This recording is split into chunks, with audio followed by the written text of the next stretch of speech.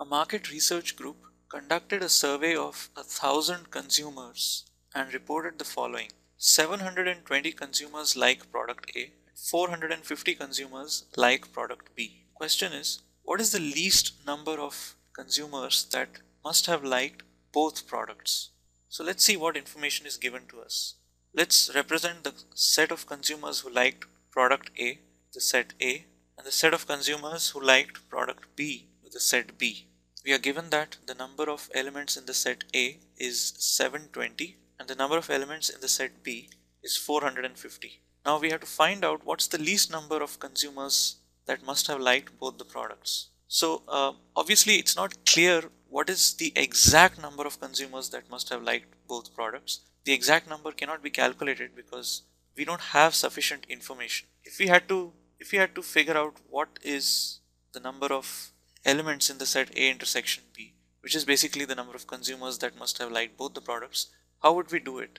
We would say that this is the number of elements in the set A plus the number of elements in the set B minus the number of elements in the set A union B. Now since we are not given what the value of this is, we are given the value of this, that's 720, we are given the value of this, which is 450, but we are not given the value of the number of elements in A union B, which is why we cannot figure out what is the exact value of the number of elements in A intersection. That is going to depend on what the value of this number is.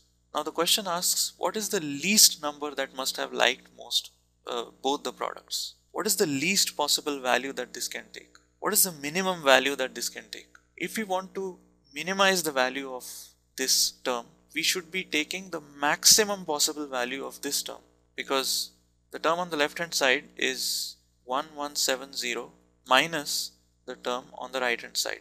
What is the maximum? If we could figure out what is the maximum possible value of this term, that would give us the minimum possible value of this term. So what's the maximum possible value of A union B? What we are given in this problem is that the survey was conducted on 1,000 consumers. Now it's possible that some of these consumers neither liked product A nor liked product B, in which case we would draw a universal set U and say that the size of this universal set is 1000.